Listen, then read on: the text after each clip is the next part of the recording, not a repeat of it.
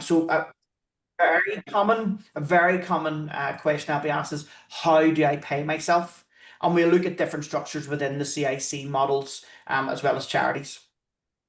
Donating money. So again, depending on the structure of the organization, whether it be a CIC or charity, again, some common questions are, if I have a CIC, can I donate money to a charity, for example, to mitigate or reduce any tax liability? And we'll look at that. And then filing the statutory bodies. We will look at a bit of the CCNI, which is the Charity Commission. We'll look at a wee bit of that. And we'll focus a lot on the Companies House and your key obligations and key dates. Because one of the things are, especially with Companies House, is that the most common question I get asked is, when are my accounts due? And people not reading Companies House correctly. And that is because a lot of people's year-end dates and confirmation statement dates will be completely unique. So it's not very uniform where it is a specific date every single year that a confirmation statement is due, or a blanket approach. So hopefully that's what you all came along for. The next slide, as Stephen has said, all these slides will be sent to you, so don't feel you have to sit and scribble anything down or anything like that. They'll all be sent to you after the session.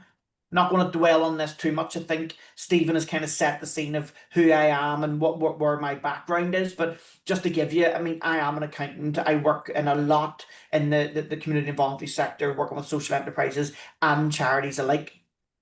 I do sit on boards such as Start 360, and we will look at a thing called the SORP, or the Statement of Recommended Practice, which I do currently sit on for my sins, the SORP committee, around the structures of accounts for charities, which we'll touch on, but we'll not dwell on too much. So, what is a social enterprise? Again, I'm not going to insult everyone's intelligence. A lot of you have already set up and you are all running and doing what you're doing. There is a definition here from Social Enterprise UK and a definition from Social Enterprise NI. Again, trying to set the scene before we look at the differences between traditional businesses and social enterprises, which, as you would imagine, as a CIC, a community interest company, or a social enterprise that has a social value, there is a difference, as you would imagine, from a traditional business. So a traditional business, you would look at, has a primary and social mission similar to the charitable objectives around your CIC. So CIC will be that someone has found a gap in a market and they want to have some sort of social mission. And again, we're being similar to the like a charitable objectives, is that you want to do good for your, as you would imagine, your community. And this social mission is written into a constitution, or your memorandums and articles of association. Okay.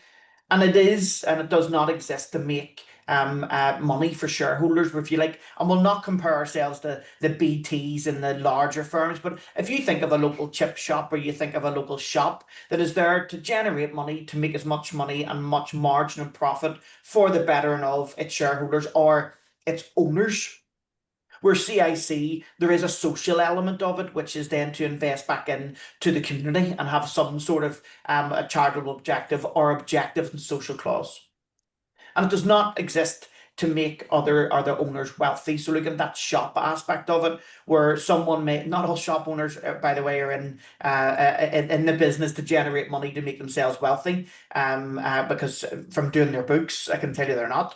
But again, there is a definition. The definition is that businesses and businesses that generate profits can use those profits for whatever they want for the bettering of their own personal self, where CIC setup will be different.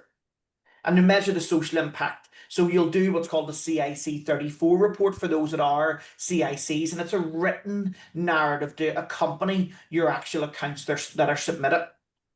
And within that written report, it does ask you to talk about your social impact. What have you done? And again, if I was to kind of, start here as a bit of my experience, is that people maybe don't write enough in their CIC 34 report.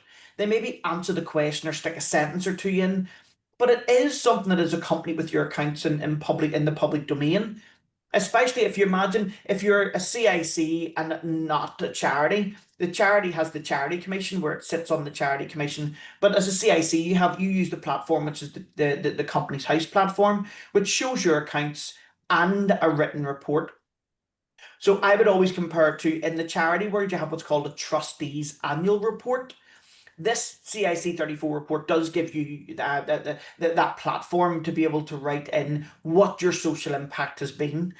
And it's not just the party line as the kind of what generally the CIC has been set up for, but even talking about the different, whether it be age demographics, the postcode demographics, the number of, for example, schools that you've worked in, the number of organizations that you've been in throughout that year. Try and customize it as much as you can. I do promise you, people do read them. And we will look at it as we go on down when we look at kind of funders and kind of around different structures and monies that may be open to ones that are CICs.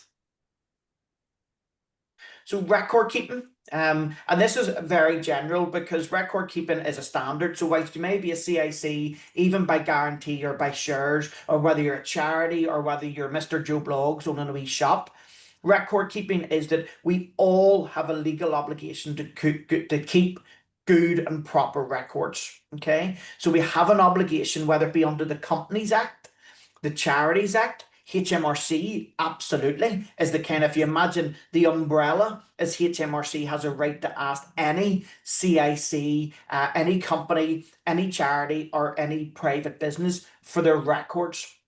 And HMRC say you must keep good and fit and proper records. So the basic principles of bookkeeping, I'm not going to make us all bookkeepers today, guys. There is a wee kind of accounting records over the next couple of slides. That's a completely different session on its own. But you do have an obligation to maintain something. See if that's even a manila folder with the month written on the front of it, and you keep the receipts in it, and you have a bit of paper which writes the income that you've got, and you put your bank statement in it, and you have 12 of those, one for each month. Or you have an Excel sheet where you have a tab on each one. There are loads of different ways, right up to an accounts package or some sort of software package. And we'll have a wee table or a wee grid in that in a second. But the principles of bookkeeping are the same for CICs and charities, and as well as other companies, as I've said. You need to be aware that there is a slightly different emphasis on the records that need to be kept. It's different for charities and possibly for CICs if you receive a grant. So if you're CIC and maybe you're CIC by guarantee, and you've got a grant or you've got money from let's say council or trust, etc., they may give you a contract. If you sign a contract for that money, please be mindful that there may be different ways of treating, or so they may say you need to keep your records for 10 years, or they may say you need to treat this in a certain way in your accounts. That contract that you sign is a legally binding contract, and that's really important to note. So whilst that generally you have a legal obligation to keep good and proper records, currently for 6 years plus the year you're in. So if you imagine, to make of ease, of a year end that is just past of March 2025, anybody 6 years prior to that, you must maintain the records. But this year we're in, which is 25-26, this will be your 7th year. So 6 years plus the year you're in, you would have an obligation to maintain those records. And that's under company law, that's HMRC guidance, and that is in set out in the Charities Act.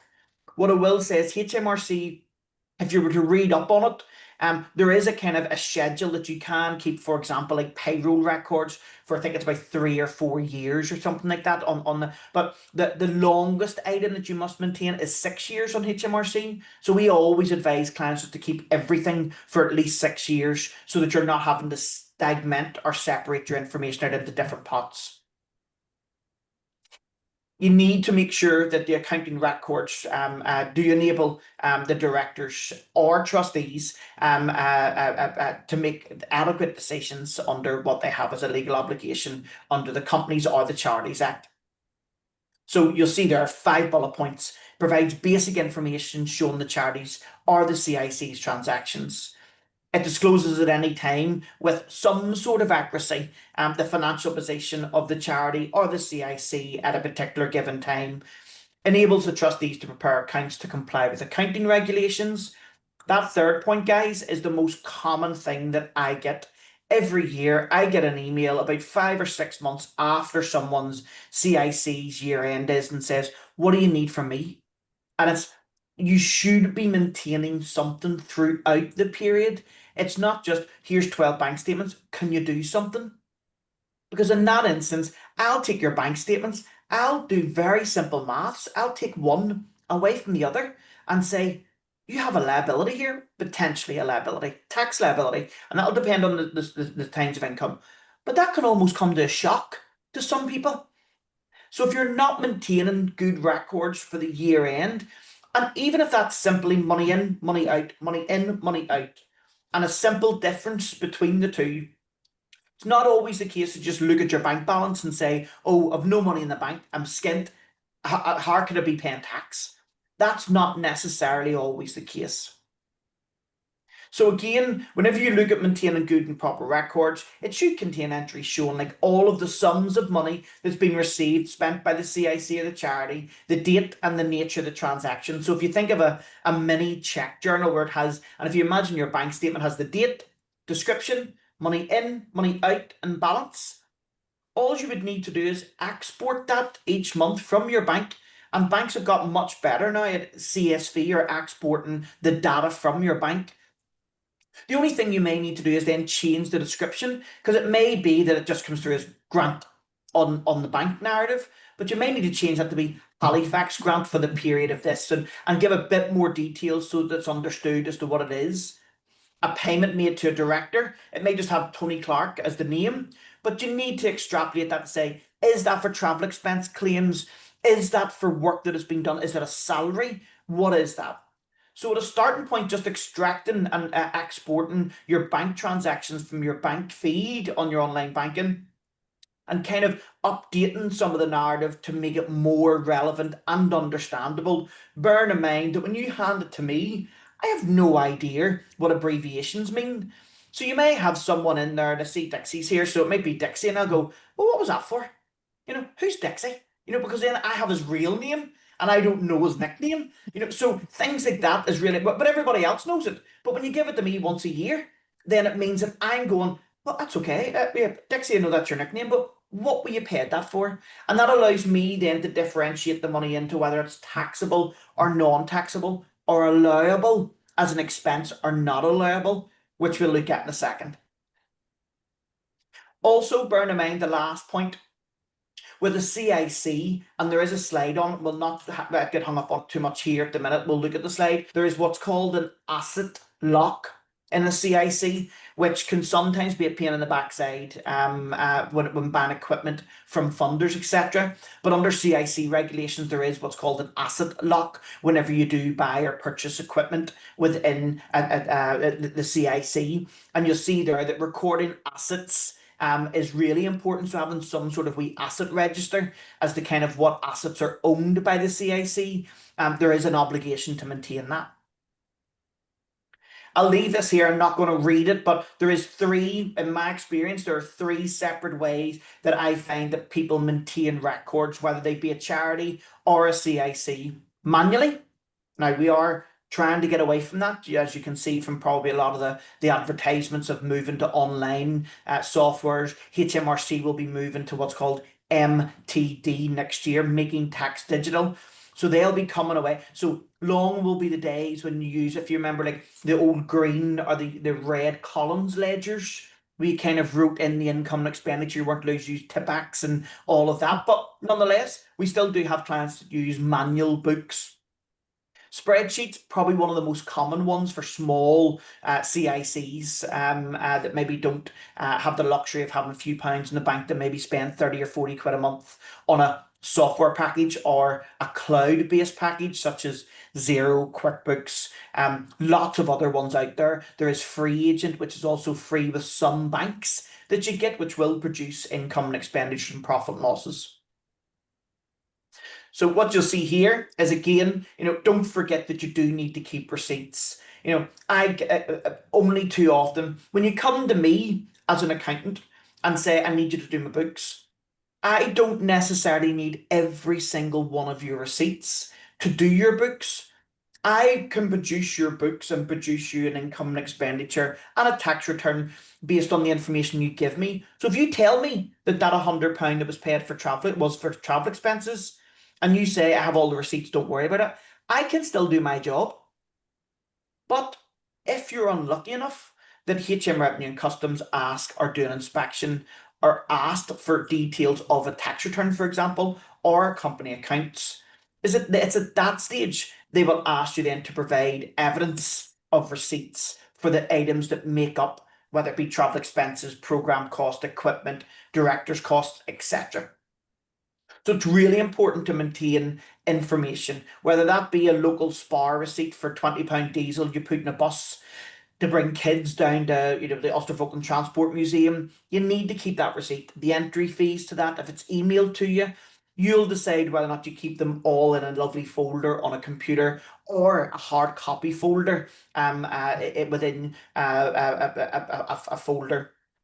What I will say is that depend on your constitution and your memorandum and articles of association. So depend on how you're set up. Always refer to your just so you know, guys, constitution and mem and arts are technically the same thing, but formally, memorandums and articles of association is what Companies House call them. A constitution is really, so people will still refer to it as my constitution, but if you're a limited company by guarantee and a CIC, it will be your mem and arts. But ones that are not registered with Companies House, and in the olden days, if you like, they were called a constitution. And anyone that's not incorporated, you would still call it your constitution. But it means the same thing. It's your Bible.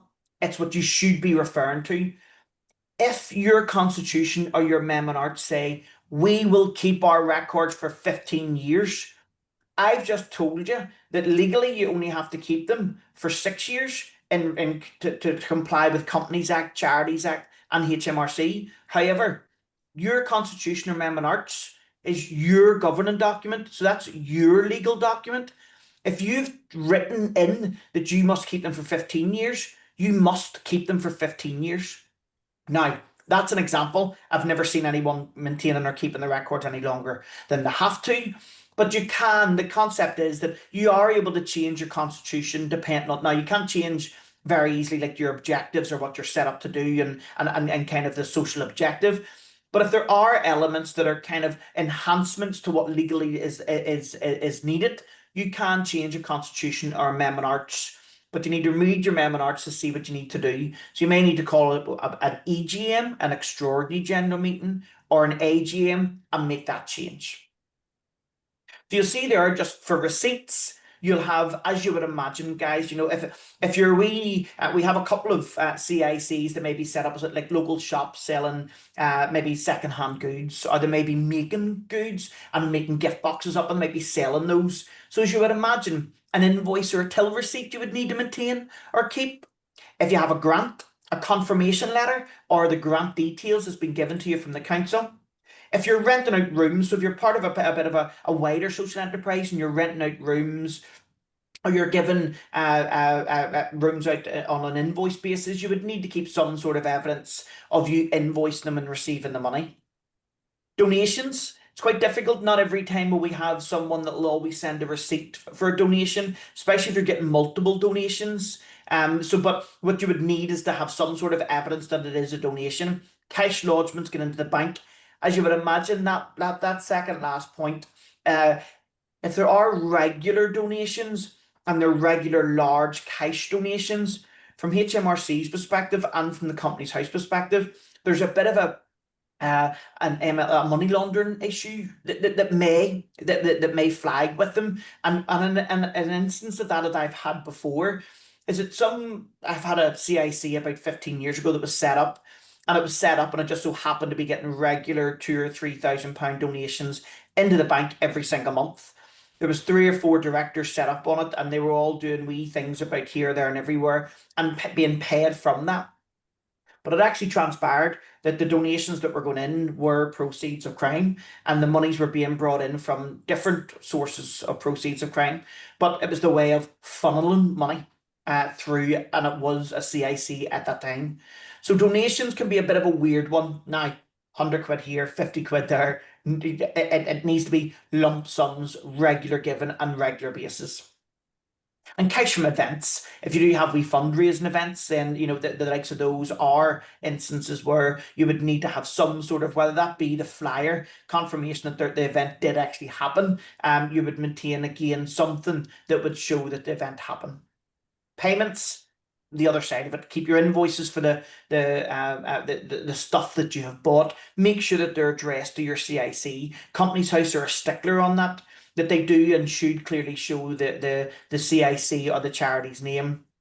Shop receipts, volunteer expense claim forms, travel expenses, and then a wee bit of other. If you still use checkbooks, you should maintain and keep your check stubs as well as your bank statements. CICs and charities, what's the difference? Again, it's a slide. I'll leave it there. I'll not insult your intelligence. We talked about it at the start. In CIC, one of the key differences between CIC and charity, in my perspective, is the tax relief or the tax benefit. So, as a charity, you can have a charitable objectives and a public benefit. And if you do get charity status, within charitable status, then you can avail of tax exemption. So you don't pay no tax on any of your money. We will look a wee bit later on around trading in a charity. So you also can trade in a charity completely different to your primary purpose and still not have to pay tax on that up to a certain threshold, which we'll look at. But they are both recognised legal structures, as you would imagine. And again, you will decide, and sometimes with the help of WorkWest, that will be deciding as to whether or not you should be a charity or you should be a CIC. And that will depend on the long-term goal and aim of the business that you're looking to set up. We have absolutely had CICs convert to charities. So they've set up initially as a CIC and then they've converted to charities. We haven't had many charities convert to CICs, I must say, but the other way, going CIC to charities, that we have had a lot of those, and it does be something that you should consider whenever you're at the initial stages as to what the long-term aim is. And you should never just change to charity to get the tax relief and tax benefit, because as we go on down, there is a difference in how one can be paid. So, and the ownership of the actual company or the charity is also different. So there is a bit of a difference whenever it comes to paying directors or paying trustees in either format. Trading income versus grants. Grants will be 9 times out of 10 non-taxable, and the grant will be for 10 grand from awards for all to buy equipment. It might be 50 grand grant from a department for a specific purpose to pay salaries, etc. They're what's known as exempt for tax purposes and exempt for VAT purposes. But as you would imagine, your trading income, so if you are selling goods in a second-hand shop, some of them may be zero-rated goods and some of them may be standard-rated goods, just depending on the nature of the goods. But there is a difference. And grants and funding, rule of thumb will normally be that that's exempt for tax purposes and VAT purposes. Trading income up to a value will be exempt for VAT purposes, which we'll look at in a second, around 90,000 for each organisation, but also trading for tax purposes, where you'll pay tax on any profit that you've made. So it's important, if you're a CIC by guarantee and you do receive a wee grant from someone, that you are able to split your income and expenditure into two. One will be the grant income and expenditure, and the other will be the rest of your income and expenditure, or your trading income and expenditure. And it's only the difference between the two you'll pay tax on. A very quick example is that an organisation, a CIC by guarantee, may come to me and say, I've got £50,000 of income. I've spent £30,000. So technically, if you look at your bank statement, you've got 20 grand in the bank. Now, this is the point that you don't just take your bank balance and say, that's what I owe in tax times 20%, or on average 20%. What you would need to do is, if you receive 50,000, let's say, for example, 20 grand of that was from a funder or awards for all, and let's say it came in 5 or 6 days before your year end. So you haven't yet spent it, which means it's in your bank account. And if it's in your bank account, then the 20 grand bank balance isn't actually taxable because it's a non-taxable, or it's a grant or funding, which means that you would have 30,000. So you have your 50,000, 20,000 would be from grants, 30,000 would be from trading. The £30,000 expenditure in the year would be against your trading, which one away from the other gives you nil profit. but you have a £20,000 from a funder. You've not yet spent anything, so you've no expense. So you still have a balance or a profit in the grant of 20 grand, which is not taxable because it is exempt for tax purposes, given the nature of what it is. So it's really important to understand that. And it doesn't need to be a difficult thing to do. Anyone that does want any examples, as Stephen said, I'm very approachable. You know, if it's a check journal or something really easy to maintain, you know, even putting in figures and typing them into it, and it kind of gives you an estimate as to what a tax liability may be. Don't ever be afraid to reach out to either me or to work with on that. Board, staff, and volunteers. Again, guys, it really is just looking at CIC can employ the directors, which is a fundamental difference between a charity and a CIC. So in a CIC, if I am one of the directors and say there's five of us, all five of us could be employed and on the books, if you like, and on PAYE and be paid from that. You can't pay them a salary, whereas it is less acceptable for directors to be paid for work in a charity. So directors would normally be called trustees in a charity. The directors is what Companies House knows by. Trustees are what the Charity Commission know them by. And it is really important that, again, how your constitution and your memorandum of Nordic Association is set up, that you will not be able to pay your trustees. So again, for any founders, and this is again really common, where people may found a CIC or be a founder of a charity. And one of the biggest worries for them are that they lose control when they set up that charity structure, because they have to have some sort of trustee structure or board structure. And if they want to be a paid member of staff or the chief executive of that charity, they cannot be a trustee or a director. Ergo, that they actually give up the power, because the board of directors slash trustees becomes that individual's employer. Okay.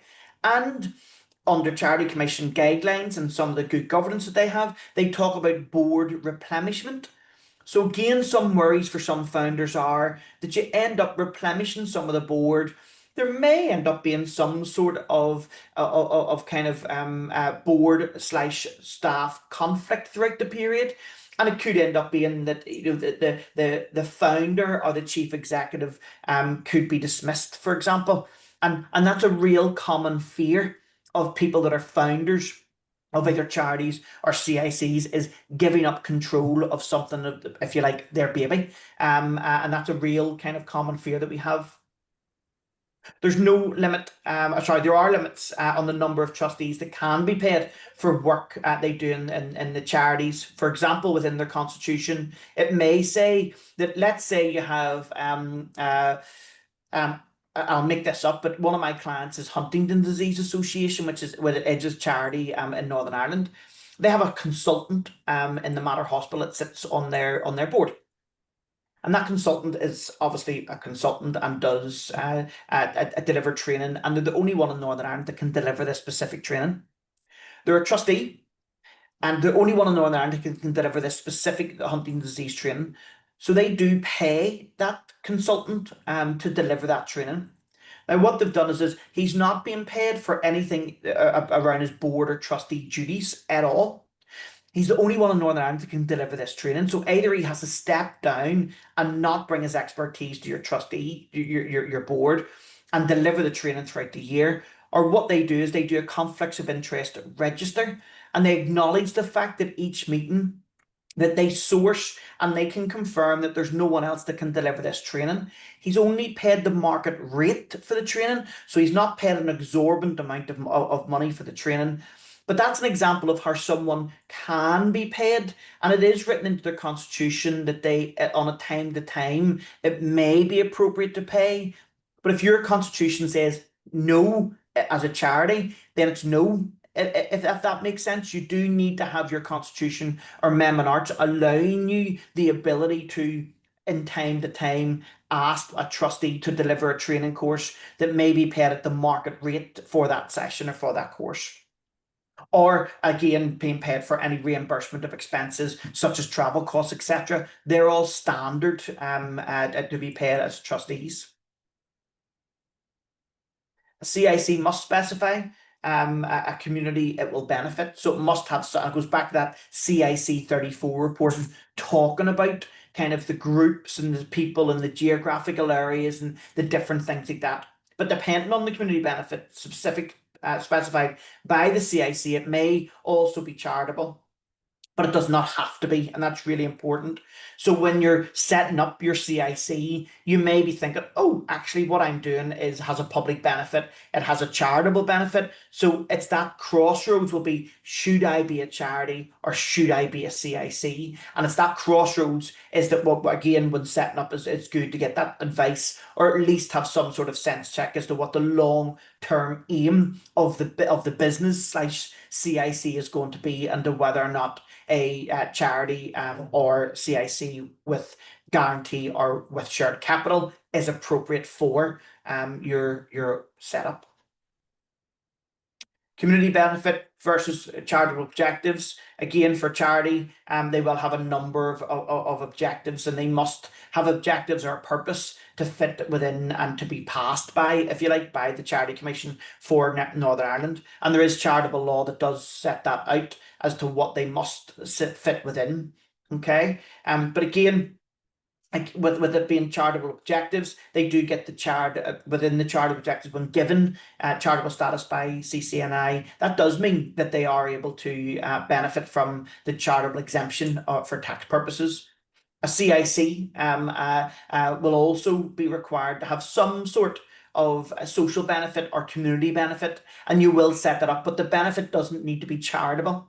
Okay, so it doesn't need to be to relieve poverty within the community that you're serving. There can be other benefits, but what you will find, and what I find from a social and a community benefit and a charitable objectives or a charitable benefit, it's kind of sometimes quite difficult to actually tell the two apart, especially when ones are setting up, for example, around mental health CICs that are setting up to maybe work with a certain age demographic to relieve or to give respite care to people at a certain age demographic in their local community, or to give sessions and courses to relieve, or to have some sort of mental health relief within that. Sometimes it can be quite difficult to understand or to see the differences between a charitable objective and a community benefit. Not for profit versus making profit. Again, quite self-evident. People that are making a profit is there to increase their costs, to have profit margins built in, and that will be when you go in to buy a carton of milk, it'll cost 50p to the supplier that's buying it in, or the shop that's buying it in, but then they put their heat, their light, their staff cost on it, and that might be £1, but then they put their profit margin on, and the profit margin may be 25%. So you're going to buy a carton of milk for £1.25. 25p is profit. 50p is against their running costs of the actual business, and the 50p is the cost that they pay to their supplier. There's a margin, there's a kind of a degree of build. In a not-for-profit, it's not that you're not building in a margin, because it would be silly not to build in a margin for tax purposes, for an administration fee if you are. So it's not that you just say, okay, well, I'll charge you £50 because that's my cost. Because there are other costs, such as whether it be an accounts package that you have, whether it be the cost for an accountant at the end of the year, etc. You build in some sort of margin whenever you are delivering a service, or if you are selling secondhand clothes in a shop. If you're making up boxes with gifts inside and selling them, you will do a calculation to say it costs me my to make this box, for example, £50. But in order for me to make enough money to bring back into the community, I'm going to sell it for £70. And you will then have a degree of an element of profit. So it's not for profit doesn't mean you don't make any profit. Okay, so you have to build an element of profit. Sometimes for CICs by guarantee and charities can be a bit of a bad word used.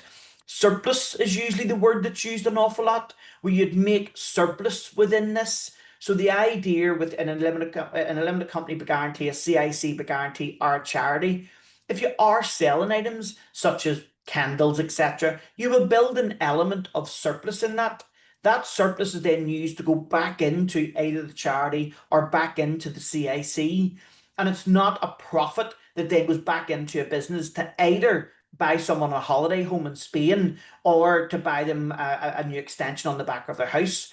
There is a difference in in my opinion, there is a difference in social profit, social surplus, and making a profit. But when I talk to people that are CICs and charities, you still need to work out your full cost recovery price to at least understand what is your baseline. And you will always still need to allocate and put some sort of markup or some sort of surplus on top of that, or you wouldn't be able to be viable as a CIC or as a charity. Minimum trustees, a CIC can be set up with just one director, whereas a charity, at the Charity Commission for CCNI expects a charity to have a minimum of three trustees and often five. And they do try and do odd numbers in charities so that it means that if there's a vote on something, that you at least don't have, if there's six and it ends up three against three, that if there's three or there's five, there will always be someone with a casting vote. So either it'll be unanimous or it will be a majority if you set up as a charity. But a CIC, by guarantee, can be set up with just one director and be a sole director. There's no obligation to have any more. If you wish to apply for funding from trusts or foundation, it usually specifies that there may be a minimum of three unrelated directors or trustees, regardless of your legal structure.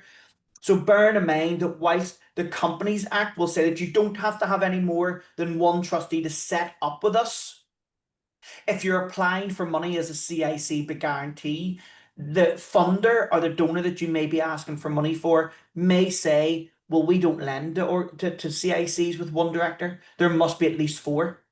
That's that funder's stance. So you will have to then make a decision as to whether or not you want to add more directors on to apply for that funding, or you want to form a committee around that. But it's really important that there will be nuances as you may apply or avail of monies from other third parties, such as funders or grants. But they may have stipulations that says, for example, that the differences again within the structures of CICs is that an unincorporated charity, for example, is not registered with the Companies House whatsoever, but they're set up as an unincorporated charity. That's absolutely fine. In my experience, whilst that is absolutely a legal structure and there's nothing illegal about an unincorporated charity, if they go to apply to a funder, the funder might say, oh, you're unincorporated. We only lend to incorporated charities, which are charities that are incorporated with Companies House. So in that instance, the unincorporated charity will need to make a decision as to whether or not they incorporate. They have no legal obligation to incorporate, but they may incorporate to avail of a grant.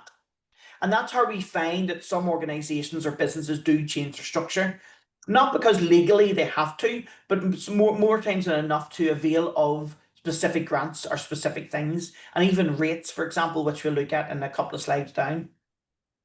Incorporated charities are charitable companies. They're set up in Companies House.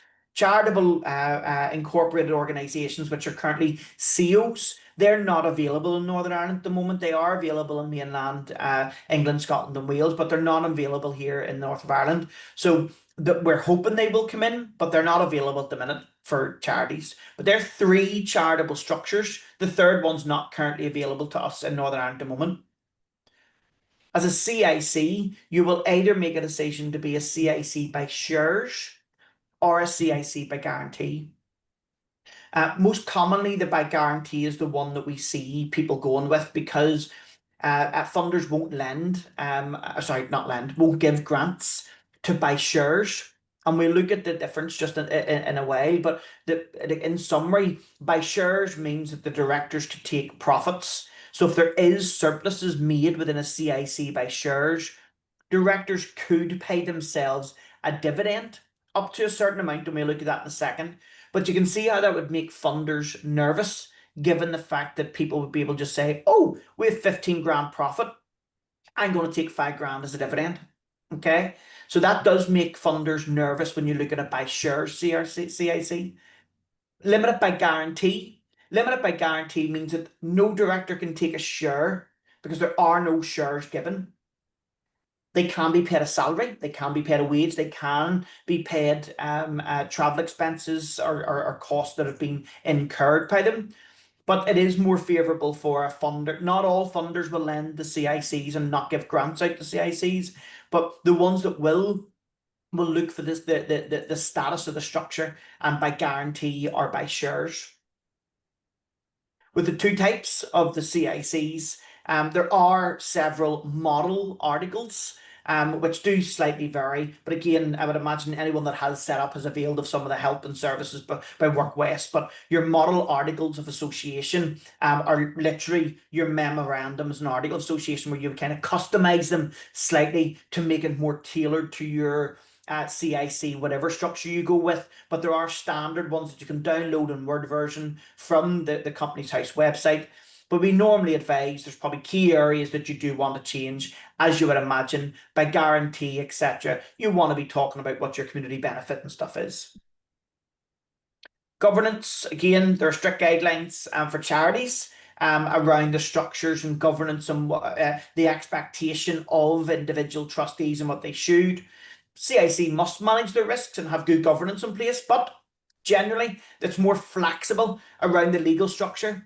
So, for example, within the likes of the Charity Commission, they will be able to ask on a community group or a charity to say, give me your minutes of meetings, give me this here, give me that, and you must maintain and keep good accurate records around minute taking, etc. There's no legal detail as to what needs to go in that. We always say it's quite difficult if you're a sole director to have a meeting with yourself and minute a meeting with yourself, but it is also equally important that you have some sort of not conversation with yourself, but some sort of note. So, for example, if you do take a grant and you are CIC by guarantee, and you take a grant for 5 grand, and it is to do certain things, you may make a note on a Word document to say that a grant has become available. You've applied for £5,000. You feel it's fit and proper for the organisation and the business moving forward, and it'll allow you to. So you're kind of doing a statement almost as opposed to a minute of meeting, because you don't have, again, going back to the previous couple of slides, where it may be a one-person band in the CIC, but as you've seen there in the charity one where it's a minimum of 3, potentially 5, there's people to talk to.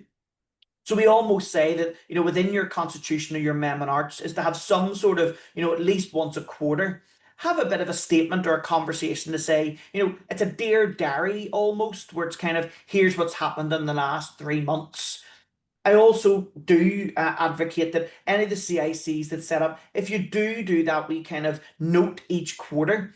To be honest, it's a copy and paste job to fill in your CIC 34 report. Because if you sit down at the end of each quarter and do a bit of a debriefing to yourself and make a few notes as to what has happened in the previous quarter, that almost acts as your minutes or your notes for that period.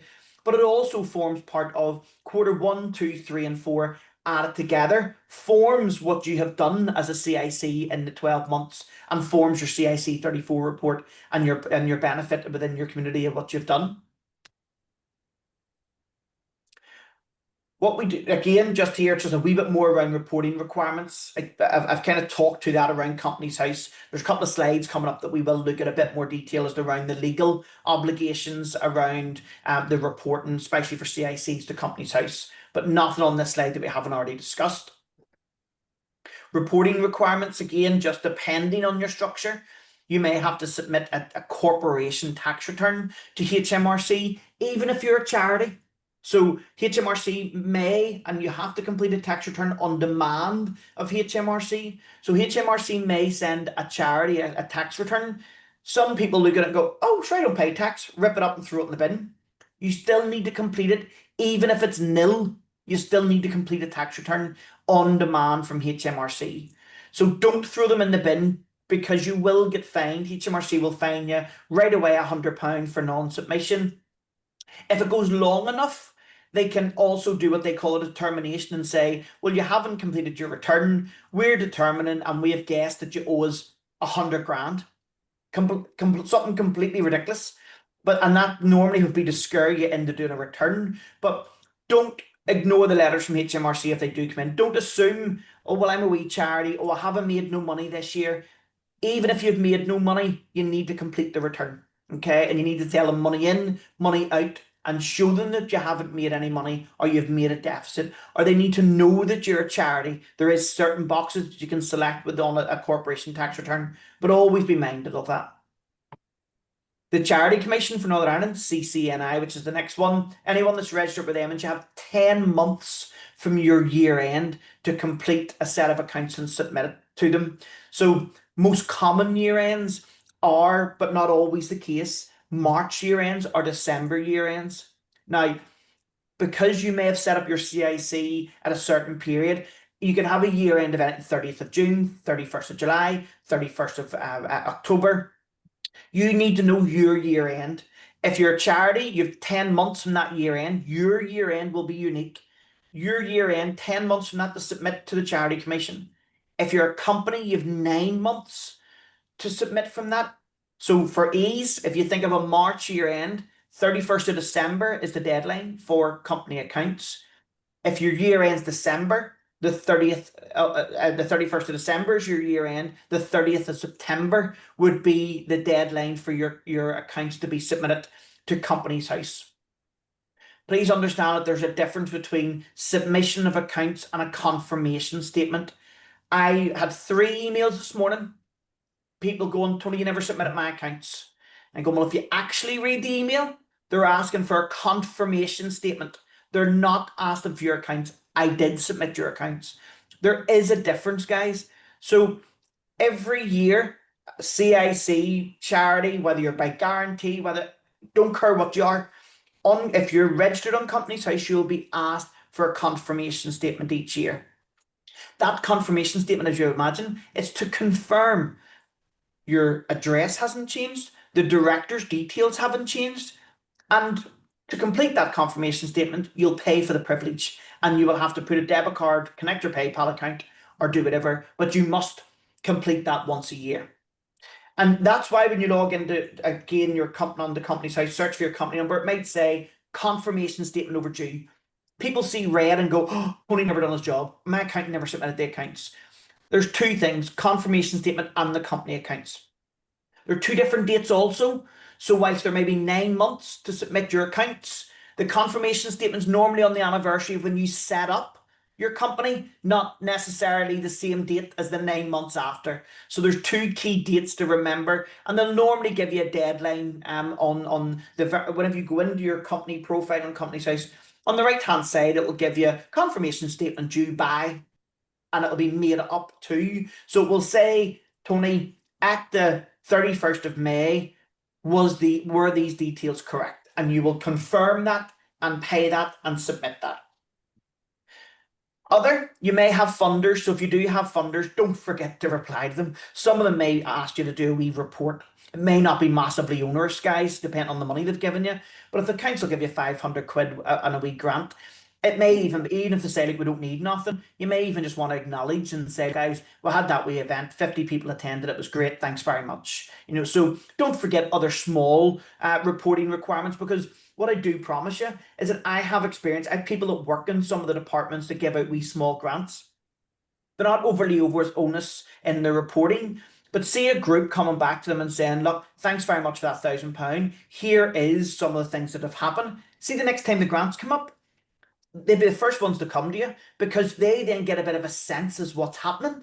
Where if it's just like they took your grand and they just assume what has happened, because they may not have a formal reporting mechanism to come back and ask about age demographics, the different types of people, maybe cross community, an event that had happened. But see, by going back to the person that gave you the money, and it may be a point of contact in the council or department, and saying, look, Joe, thanks very much for that £1,000. We were able to do this with it.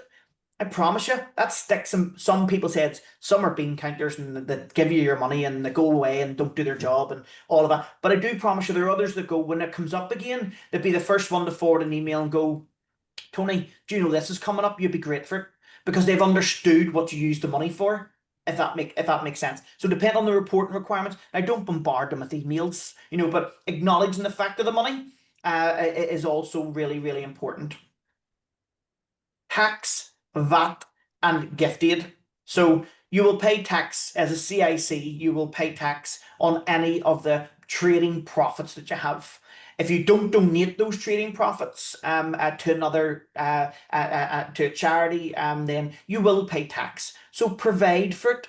So if you are money in, money out, and every year you spend within your means, and all of your expenditure is allowable expenditure, then you shouldn't make any profit. So if you have £5,000 or £10,000 income, and you spend five or £10,000, hypothetically, you as the director may be on the payroll for £500 a month. So that's 6 grand a year right away. You may have then some costs of travel costs. You may have bought a wee laptop. You may have, but if you've all of those are allowable expenditures in certain CICs. So if you have 10 grand in and you spend that money out and you have no money left at the end of the year, you don't pay tax. Also, one of the big things are don't forget about bills that are outstanding. So again, another common thing that I ask whenever I'm doing my year end is saying, look, guys, you might have £1,000 in the bank, but who do you owe money to? Because I can accrue that expenditure as an accountant back into that period. So let's say you've 10 grand in the money that's come into the bank in the year, and you've spent 8,000 out, and there's 2 grand left in the bank. It's not just a matter of me saying, oh, 2 grand times the percentage amount. I'll be able to accrue back my fee, for example. You may still owe someone for delivering a wee training course for you of 500 quid. I can accrue that back and reduce that 2 grand down to mitigate, not avoid, to mitigate your tax position. So if you can say, Tony, look, there's 2 grand in the bank there, I've 10 grand in, 8 grand out, but here's 10 bills that I haven't yet paid because I want to leave enough fat in the bank because I'm waiting on another pot of money coming in. I can work with that. We add those 10 bills on as long as they all belong to that period. They go on as expenditure and reduces down your tax liability. So they don't necessarily need to be paid out. And actually, your accounts should be and have a legal requirement to produce them on what's called an accruals basis. And that just simply means take into account anybody that owes you money or you owe money to. VAT, again, we'll look at a slide as we over the next two slides where it does talk about if you're trading and the trading income is at 90 grand or it goes above 90 grand, you must set up and register for VAT. It's one of the worst things in taxes that is at being in my life. I'm doing this 20 years, and it's money that you get into your bank that you think is yours. You end up spending it 3 months later. I say you owe 5 grand in VAT. You go, oh, haven't got it because you spent it and paid bills out. And it can be one of the most laborious taxes in my experience. But VAT, nonetheless, we must comply with. And gift aid. Gift aid only applicable if you are a registered charity. You can only get it if your charity are what's known as a CAST, a community amateur sports club. They can avail of gift aid, but if you're a CIC, you can't avail of gift aid. You can't claim it. But we will look at what you would get for it if you were. So you see just on the next slide, there are what's also called trading exemptions. So if you are a charity and a registered charity with CCNI, the Charity Commission for Northern Ireland, and you do something in your charity that's not part of your primary purpose. So a normal example is you sell coffee in a wee cart outside your charity shop. So you have a charity shop and your charity is set up to relieve the poverty in the local area, hypothetically. But you bought a wee horse box and it's out the front and the wee tailgate's down and you're selling coffees from it. So yes, the profits from the coffee shop may be getting into but it's not part of your primary purpose to sell coffee. So that income that you get from that non-primary purpose, you can generate income as a charity up to certain amounts without actually having to worry about tax or VAT. And those are just at the bottom of the screen. So if your income as a charity is £32,000 or less, you could, at the back of the horse box, generate 8 grand of income turnover and not have to worry about tax or the worry about VAT. It's obviously well below VAT threshold anyway, but you don't have to worry about any taxes. Again, they're 32,000 to 320,000. You're able to trade up to 25% and not have to worry about. So trade being non-primary purpose. Now, another example is Let's say you have a charity shop and it is to work with people with learning disabilities in the local area.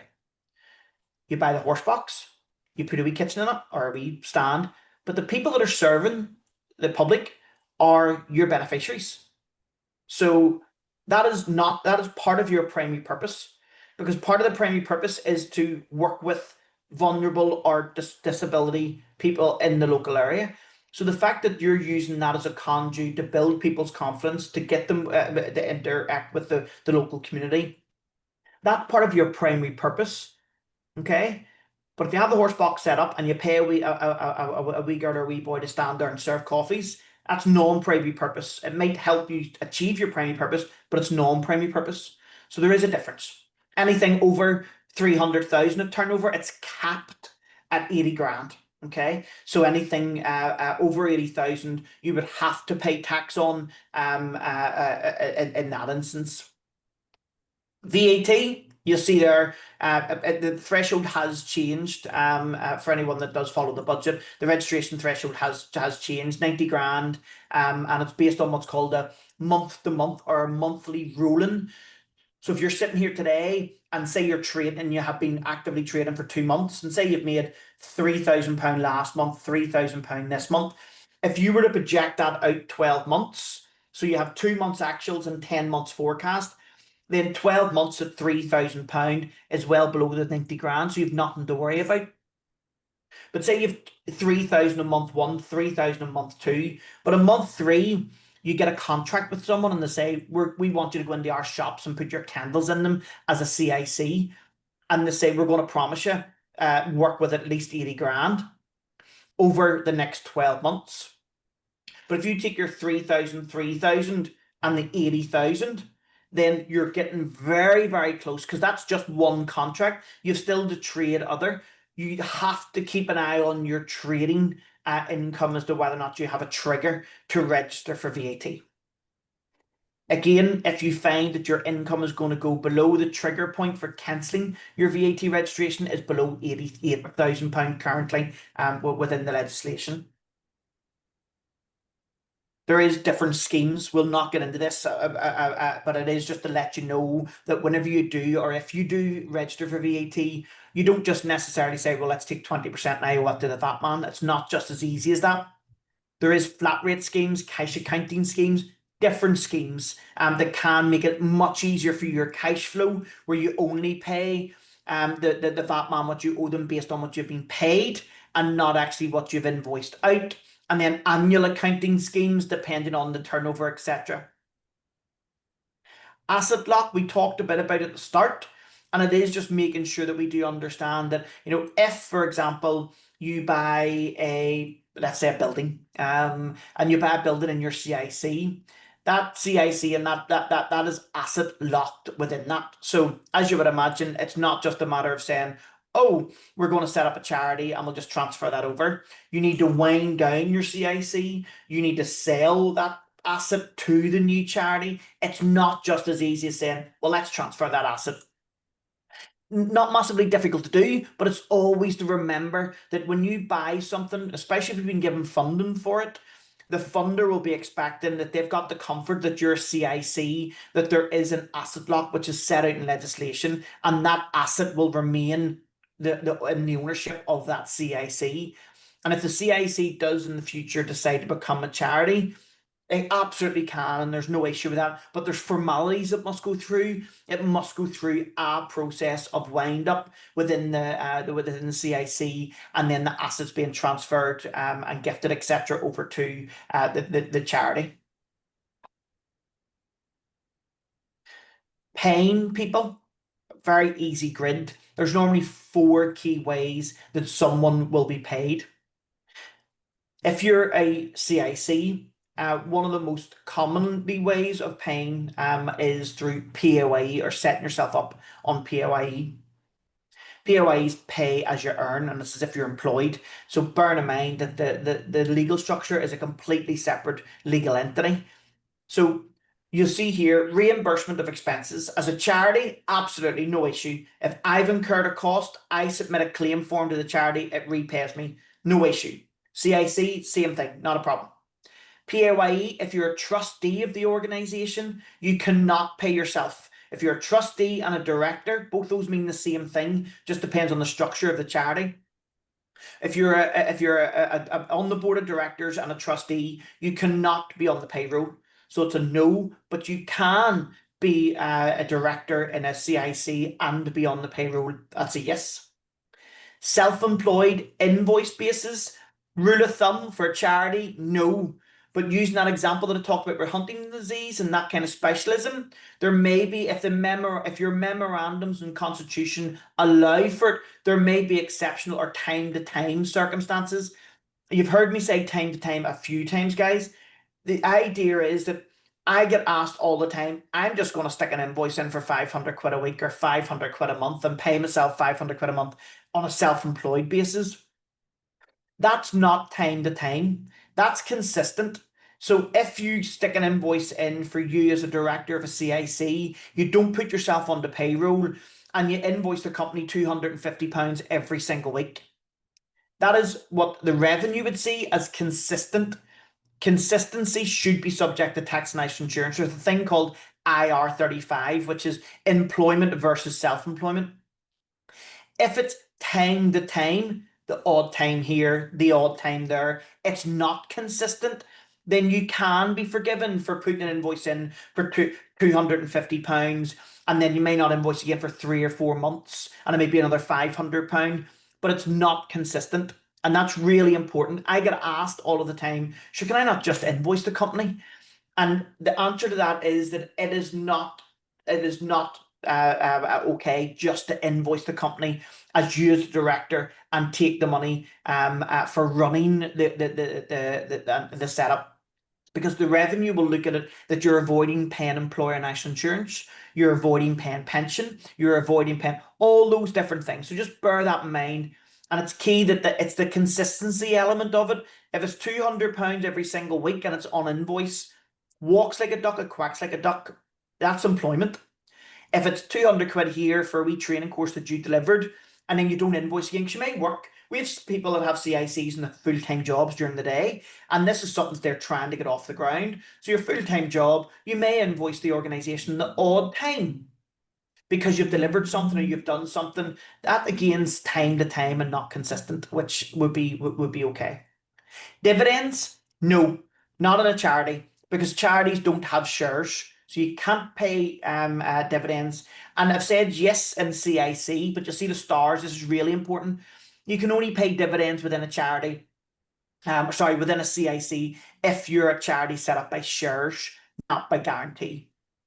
Oh, sorry, I've got a wee hand raised there. Is there a question? Oh, Nice you as well. Can you hear me? yep. Sorry, I didn't get the start of that. If you could just repeat it Okay, again. I'll repeat. Yeah, thank you very much. And good morning to you. I didn't realize it was you that is going to facilitate this here. I know you from another area. Anyway, just I've got a lot of questions here, but before you move away from this slide, I thought it's important for me to check. Okay, the social enterprise will have sessioners that are members of director. Okay, and they will deliver service. And I remember you did said previously that if it is clear that conflict of interest is being declared from the start, then you have people like supervisor who is on the trustee as well. I mean, executive director, that they will be, they will offer their service to support practitioners. So, and you are talking about invoice now. So, and if the supervisor is offering support to practitioners, obviously they will be issuing invoice every month. Or member of the director is offering a service as well. They will invoice, they will be paid, but they are not going to be on the payroll, as you said, unlike the other directors that are going to be on the payroll. I'm just trying to ensure that I don't miss that before you. Yeah. Thank you. So just to be clear, that if you're a charity, there is a key difference between if you're a charity and your governing document will say that you cannot pay trustees or directors, and they should not be. It is a complete conflict of interest. The Charity Commission will absolutely frown upon that. Now, what I will say is that and it goes back to that time to time or non-consistency. I mean, you talked about there a practitioner or potentially someone who's supervising. If you're a charity and you have a trustee who is, let's say, in their day job, a supervisor, then there would be an absolute conflict of interest if they were a board member and also doing your supervision for your practitioners on a monthly, weekly, or periodical basis. Now, that may be their day job, which there's no issue with that being the case, but they can't, it's complete conflict of interest from a charity perspective. I'm referring to CIC here. Okay, so let's go to CIC then. Okay, so as a CIC, then again, same analogy. Let's say that as a CIC, you have a director who is a supervisor in their day job, and that's their normal day job, and they supervise the staff, or they supervise people that are being sessional workers within the CIC, and that has been set up, and they invoice the organization for those sessions that are being done. Again, is it if it's £500 every single month consistently, I would have an issue with that. I know HMRC would have an issue with that. But what you would need to do is understand the wider context. If that supervisor has 15 other clients and it's not just all that one CIC, they can see that there is a kind of a uniformed difference between the invoicing, whereas the most commonly error that is made is sole practitioners or sole individuals for CICs that pay themselves completely by invoice, but they only invoice that one CIC. They don't do anything else during the day. They don't have any other, and that, so there is a massive difference between the two differences, where if I'm a supervisor and I'm supervising, and that is part of my normal day job, and I invoice the CIC for the sessions that I've had at doing the supervision, and I can evidence that that's not my only client, the CIC. That is completely different to a sole individual owner of a CIC and invoicing the organization slash the CIC consistently for an equal amount every single week.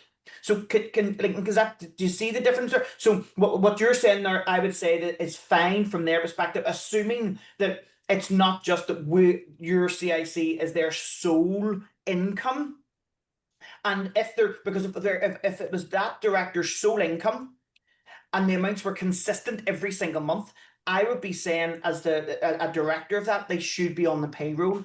If it's not their sole source of income, and they do it as part of a wider, and they maybe do supervision for other charities or other organizations and supervise, and that's their kind of business model, then that's absolutely fine.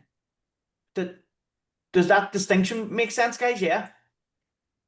Brilliant, Tony. So, like, and as Yeah. Tony said, consistency and exclusivity, those are the two kind of main points. Exclusivity is a good word. Yeah. Because within exclusivity is is exactly the there's word. a lot of grey in this, and that's Yeah. where, again, I've just made it. I have a handful of questions for the end as well, but one thing I've noted is the importance of having a good accountant, so being able to ask those questions of someone like Tony. So I think as long as there's not, it's not exclusively done for you, and it's not a consistent thing, X hours every week or every month, then you should be grand.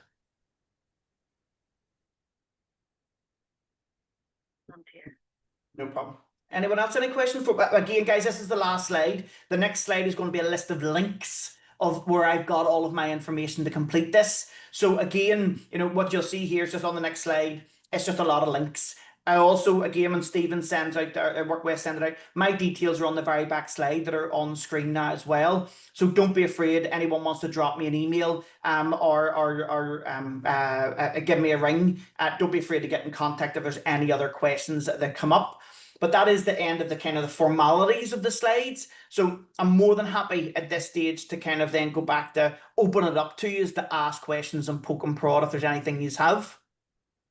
Tony, can I just jump in there? Just Yes, exactly what that Tom was on about. So in my CIC there, in our CIC, we have one guy there who is we didn't know how much we would be making this year, so we didn't know if we could put him on a payroll or anything like that. So we've spent this year with him just invoicing us directly. We are his only source of income. Would you recommend then that we would sort of see what we've made this year and start looking at putting him on a payroll from Yes. the new year? Absolutely. I mean, that definitely is. I mean, and again, that word exclusivity that Stephen used is the key thing. The fact that it's his only source of income or their only source of income, and I appreciate, guys, that setting up a new CIC is always a balancing act. You can't because obviously taking an employee on comes with legal obligations, and it's sometimes some people think, well, it's easier just to get them the invoice, but there's a difference between easiness. So if it was easy, everyone would set up CICs, guys. So it's really important that we understand and distinguish between the two. But I would say, Dixie, yes, it would definitely be the case that you would want to put them onto the payroll. Now, what that means is, if you set the payroll up, you may not process them 1 month. You may say, look, it's only every other month, or it might be every 3 months, but you process it. And it may be that the amount that they receive is not subject to any tax, any national insurance, or any pensions, because there are different thresholds. So it doesn't always cost you more money to do it. Because, for example, you've got thresholds like the £12,570 tax threshold. You've got pension thresholds, which means you don't start paying pension employer contributions if opted over 520 quid a month or over £7,000 or £6,000 odd pound a year. So there's different thresholds. So depending on how much he's being paid doesn't necessarily mean that it's going to cost you any more money. Good man, Sandra? cheers, thanks, Tony. Yes, I have a couple of clients, as Stephen says, I mentor on the Go social program, and I've had a couple of CICs recently have asked me to try and find them an accountant who is familiar with CICs. Are you open for new clients? Yes, always open for clients. I mean, there's not a huge amount of work in doing the CIC stuff. You know what? It is really about the education piece. So Yes, this was never it's about just to give getting. them confidence as well that these are people, that whole governance, the CIC 34 stuff like that. It's just to help them through stuff like that, and but It is, Sandra, and what I would approach. say is that there's never, I never, and Steve will tell you, I do a lot of work in the sector, is that I'll never charge for a conversation with them. So if they have a query about what even is a CIC 34, I have a lot of literature where I could say, here's a dummies guide. And I mean that with the utmost respect. No, I know what you mean. But a dummies guide is the kind of what it means and what I would put in. But there's never an issue for a conversation if someone wants to have a conversation. And again, bear in mind, guys, is that whenever you set up your CIC, there's the potential that you don't see an accountant until if you have your 12 months of your company and 9 months after that, you've at least, you're going to be at least 21 months before you're actually looking at well, hopefully you don't leave it that long, but within that period. So some people, it's just probably it's not even to engage early. I may have some conversations with the clients now and they set up, and the next thing they know, they may get an accountant that may do a pro bono for them through as they may go through. There's never an issue with that, and don't ever be afraid to ask them to get in touch if they have what they may see as silly questions. Yeah, no, that's good. I'll second that. Just confidence.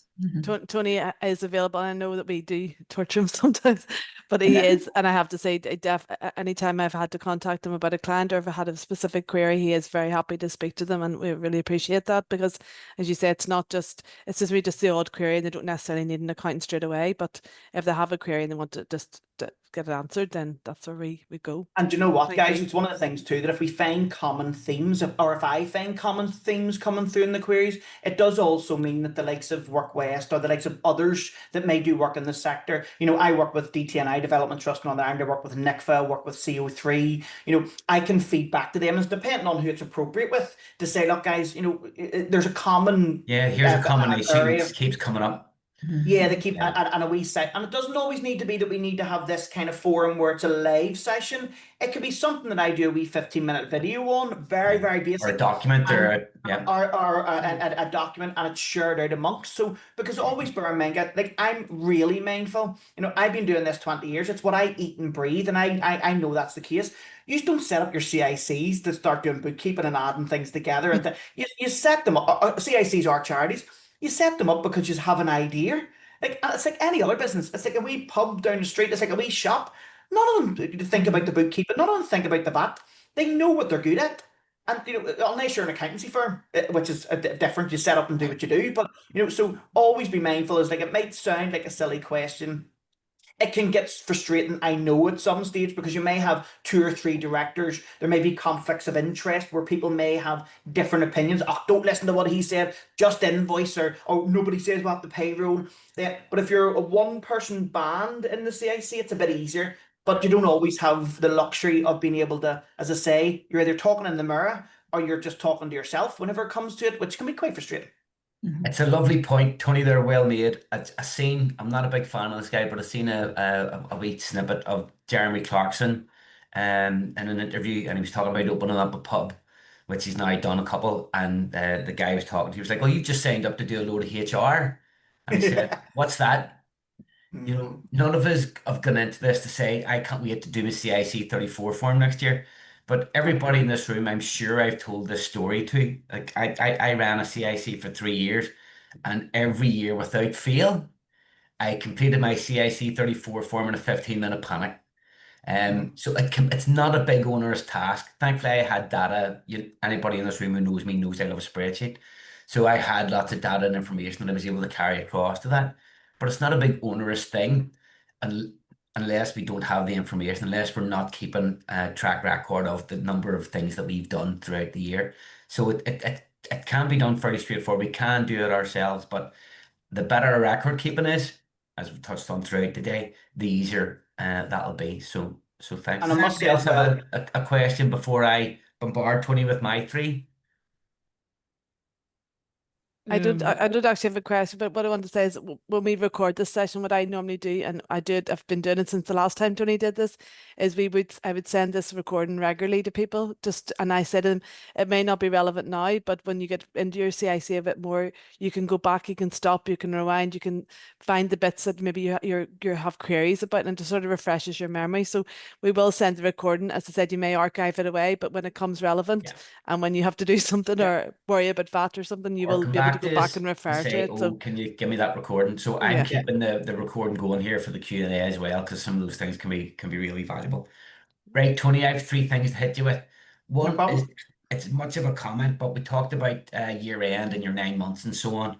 And something I know we've done recently with a few guys is changing your year end, where you Yeah. can shorten or extend it. So if you would rather your company year fits in with the financial year, and we've just set the company up now, you can shorten or you can extend your year in order to Absolutely. then from now on fit in with 5th of April being the end of year. So that's okay. So remember that. Absolutely.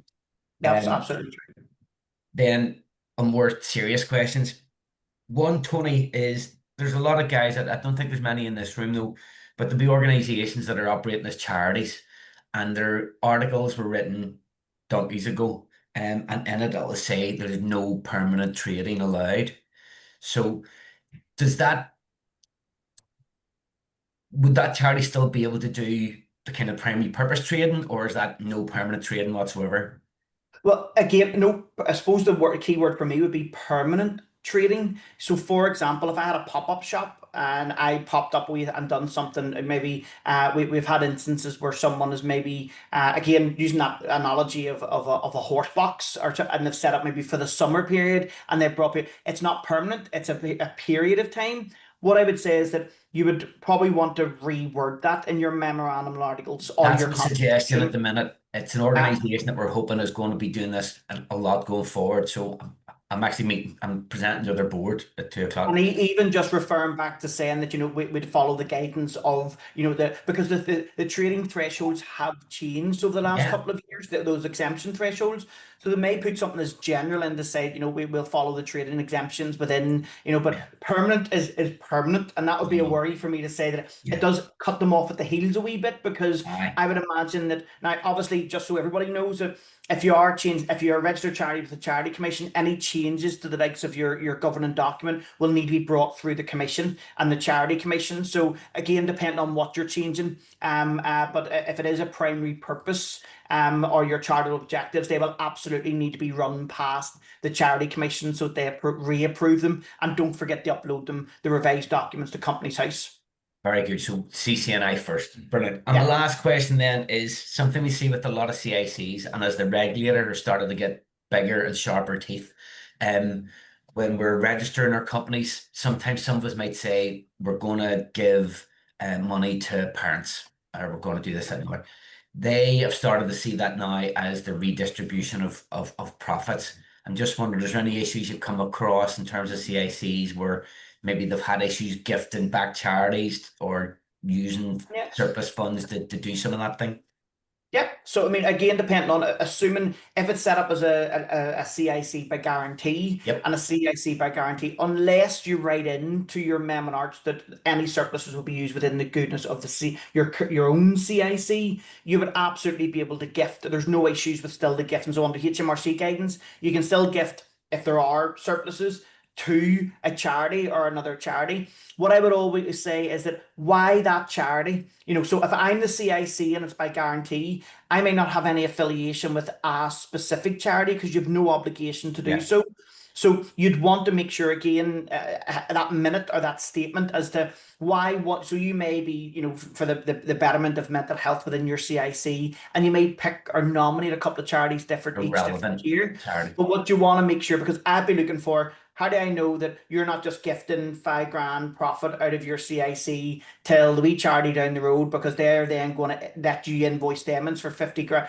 So if there's I want to know about the relationship between the two, and so would the revenue. But there's And that no would be done in issues around minutes, Tony, or absolutely. So the minutes would be, and all I'd be looking for in the minutes there is that there's no perceived conflict of interest. So, for example, that they're not a supervisor being paid in the charity that is being donated to, and in a roundabout way, the money then funneled or filters back. But there's the perceived conflict for a charity or for CIC is very prevalent. But just gifting, obviously, under the CIC by guarantee structure, you wouldn't be able to gift any of those profits to kids or to any. It would have to only be to donations or gifting.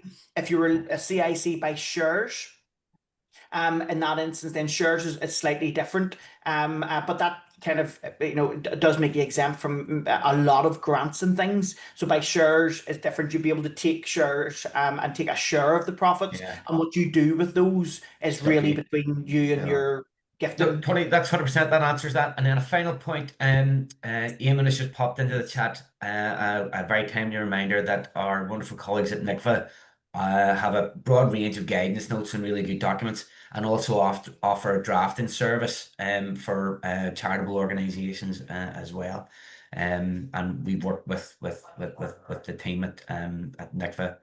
I deliver their finance training and can confirm that it's top notch. But no, I mean the NICFA have some great DIYcommittee.org is another one there as well, that you get a lot of minutes, etc., templates, and a lot of templates from for good governance, and and rightly so. I mean, there's a lot of useful guidance on both the NICFA website and on DIYcommittee.org. And depending on your structure, there also are some free sites. Just hunting through my Mad Love bag for my mini DIY good governance guide, but I gave it to someone last week.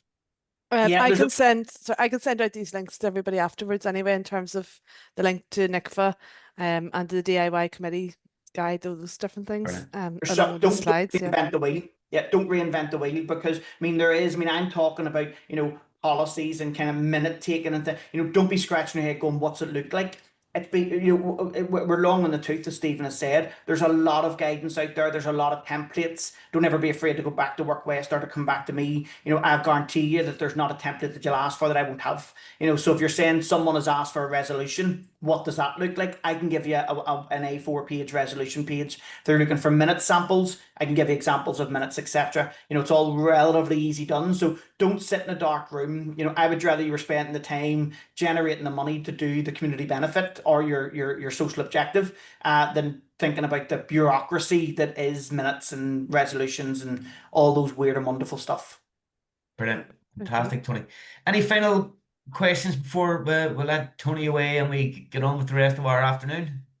Just Tony, is it possible just to clarify, just on Sure, see the way we run our payroll business mostly from home. And me and the other ones claim like the £26 a month. But as directors, can we claim more than that? The HMRC told me no. I wasn't too sure on, is it only solely the £26 a month working from home allowance you can claim, or is there? That would be on the employee basis. On the self-employed basis, Barry, it is slightly different.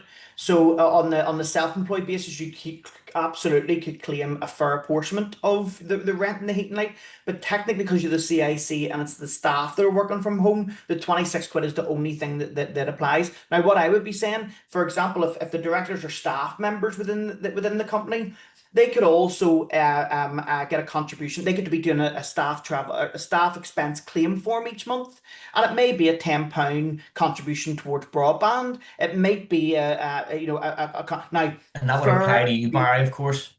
Yeah, fair and reasonable, Barry, is the key thing. Don't be saying my broadband bill's 36 quid and it's 99.9% dues for the payroll business. It needs to be fair and reasonable. But you could be doing a travel expense claim form to your CIC or to your business saying, I want 50% of my mobile phone bill. Now I'm making 50% up, guys.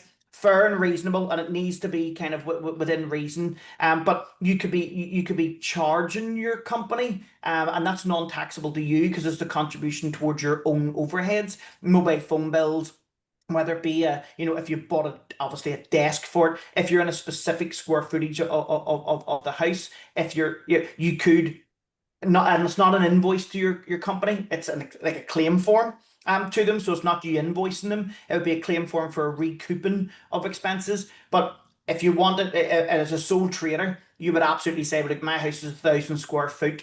I use the garage, which is 200 square foot of 1,000 square foot. That's a percentage.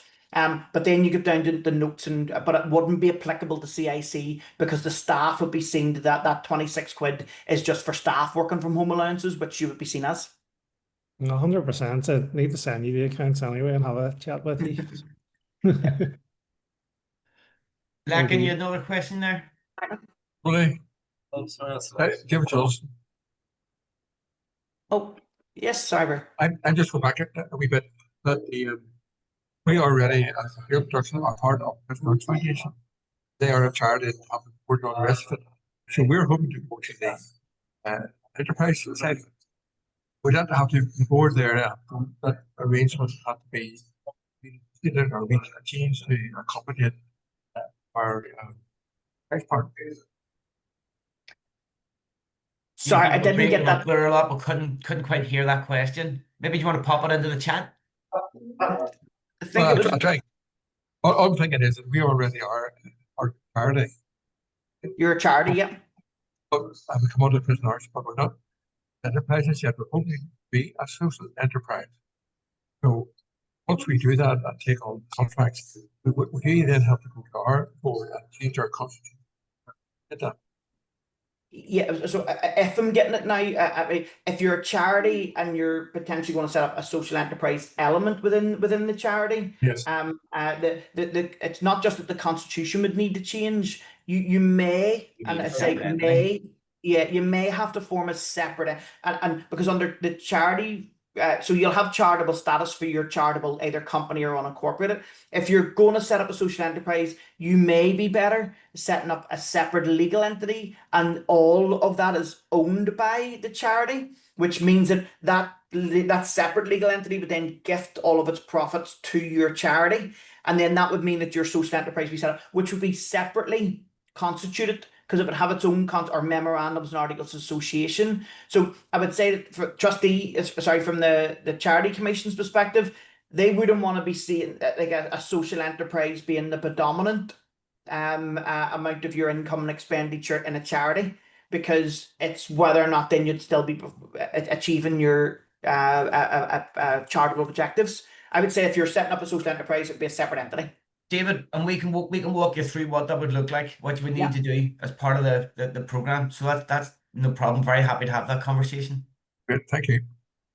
Sorry, Larkin, you had a question, but just whenever you're talking, Larkin, it's I'm not hearing the first couple of seconds. Okay, sorry, Tony. Can you hear I can me? hear you now. Yeah. Good. I've got a couple of questions here. Actually, you did mention about you reference to market rates for directors' salary. Okay, Yep. and when we get to that point to make a decision, where do you get that information? That is one. Secondly, my question is to do with personal investment of directors. Is it allowed to be, to take it out whenever, you get some money in or some? Yeah.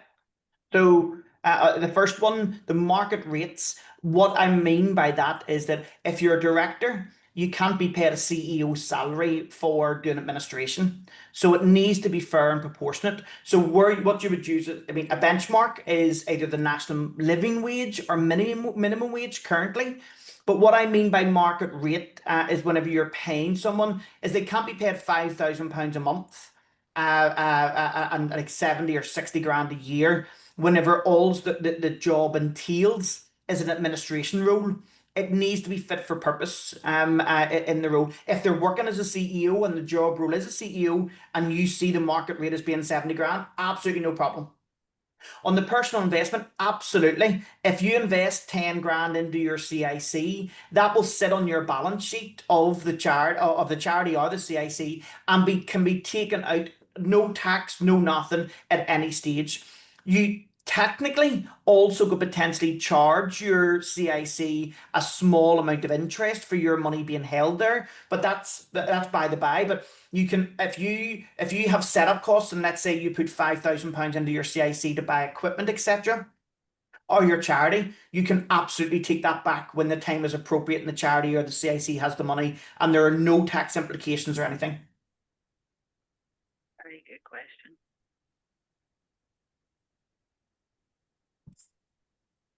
Fantastic. Any final questions before we close up? If there's any questions, we're conscious of people's time. So if anybody just wants, I know people don't like to leave a meeting in the middle of it, but if anybody wants to leave, then they can go ahead. And then if there's anybody wants to stay on with any particular questions, then feel free to stay on for a few minutes. We'll be here. So class is dismissed, say, basically. By way of a final point, is as well as Tony being in the room, and Barry asked the question, or Barry Steenson from Barry Pay, which is a CIC and social enterprise as well, offers payroll solutions as well. So, and I know, Barry, you're very happy to work with charities and social enterprises. So if anybody has any payroll needs that they might have, I'm throwing you under the bus here, Barry, they can reach out to you, whether it's through me or simply Google Barry Pay, very easy to find. No worries. And that's putting a social enterprise in your supply chain as well, which is even better 100%. from a social impact point of view.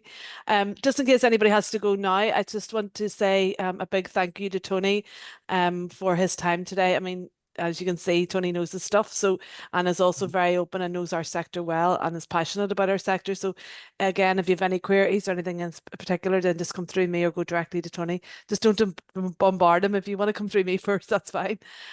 Also, I just apologize again for the mess up with the Zoom link. That was my fault solely for I don't know what I managed to do there, but anyway, we got there in the end. We all arrived in the right room, so thank you. As I said, anybody wants to leave, class is dismissed, so you are very welcome to leave if you have to leave. If you want to stay, we'll still be here. Stephen and I and Tony aren't going anywhere, so if you have any questions, then stay on, no problem at all. I will send out a copy of the slides, the recording, and also a couple of those links that we've mentioned, and please just come back to me with any specific queries. Thank you, everybody. Thanks, everyone. Have a great day. Thanks very much, everyone. Thank you. Take care.